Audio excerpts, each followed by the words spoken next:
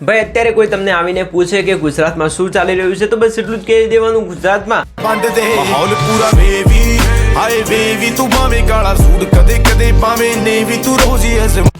માહોલ પૂરા વેવી નહીં મતલબ એવું જ મને તો કંઈક લાગી રહ્યું છે। જો સૌથી પહેલાં વાત કરીએ તો કોંગ્રેસની એક યાત્રા નીકળે છે, મતલબ કે અત્યારે ઉત્તર ગુજરાતમાં ફરી રહી છે જન આક્રોશ યાત્રા કોંગ્રેસ નીકળી રહ્યું છે। તેમાં લોકો આક્રોશ વ્યક્ત કરી રહ્યા છે, એના પાછળ શું કારણ છે ભાઈ મને કોઈ ખબર નથી, કારણ કે હું કોઈ પોલિટિકલ પાર્ટીનો મેમ્બર નથી અથવા તો કોઈ સભ્ય પણ નથી। તો જો સૌથી પહેલાં વાત કરીએ તો આ બધી મેટર શું હતી એના વિશે હું તમને થોડીક જાણકારી આપી દઉં એન્ડ ત્યારબાદ તમે કોમેન્ટ્સ કરી શકો છો કે કોણ સાચું કોણ જૂઠું એ તમે મને કોમેન્ટ્સ કરીને જણાવી શકો છો। તો જો સૌથી પહેલાં વાત કરીએ તો જન આક્રોશ યાત્રા કોંગ્રેસ નીકાળી રહ્યું હતું ઉત્તર ગુજરાત તરફ એન્ડ ત્યારબાદ વાવ થરાદની અમુક મહિલાઓ આવે છે એન્ડ તેઓ કહે છે કે અમે 5 વર્ષથી ફરિયાદ કરી રહ્યા છીએ પરંતુ કોઈ અમારું સુનતું નથી, મતલબ કે કોઈ સાંભળતું નથી। એન્ડ ત્યારબાદ જિગ્નેશ મેવાણી ત્યાં જાય છે, મતલબ કે વાવ થરાદની જે કચેરી હતી પોલીસ કચેરી ત્યાં જઈને ચક્કા જામ કરી નાખે છે, મતલબ કે ત્યાં જઈને આંદોલન કરે છે કે કેવી રીતે તમારી હાજરમાં તમારી નજર સમક્ષ કેવી રીતે દારૂ વેચાઈ રહ્યો છે, દારૂ ગાંજો ડ્રગ્સ જે બી હોય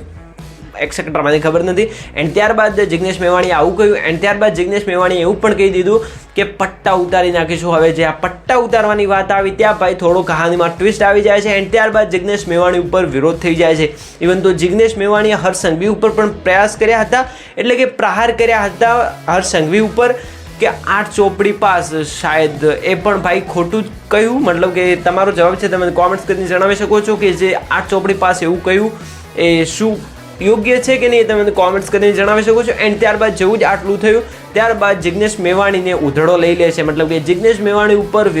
વિરોધ થાય છે એન્ડ અત્યારે પણ કેટલીક જગ્યાએ રેલીઓ નીકળી રહી છે। તો જો સૌથી પહેલાં વાત કરીએ તો આ જે મેટર બને છે મતલબ કે પટ્ટા ઉતારવાની વાત આવે છે ત્યારબાદ પોલીસ અને પોલીસનો પરિવાર આના ઉપર વિરોધ નોંધાવે છે, મતલબ કે વિરોધ કરે છે કે તમે આવું કઈ રીતે કરી શકો છો, અમે અમારા દીકરા અમારા જે પિતા છે અમારા હસબન્ડ છે એમને અમે જાત મહેનત કરી એન્ડ ત્યારબાદ આ પોલીસની નોકરી અપાવી છે એન્ડ તમે કહો છો કે પટ્ટા ઉતારી નાખીશું ટોપી ઉતારી નાખીશું। તો આના વિશે તમારું શું મંતવ્ય છે તમે કોમેન્ટ્સ કરીને જણાવી શકો છો, કારણ કે ભાઈ અત્યારે તો સોશિયલ મીડિયામાં વધારે કોઈ હાઇલાઇટ મામલો થયો હોય તો મને તો આ જિગ્નેશ મેવાણીનું જ લાગી રહ્યું છે। અત્યાર સુધીનો પોલિટિકલ મામલામાં મને લાગે છે કે જિગ્નેશ મેવાણીનો જ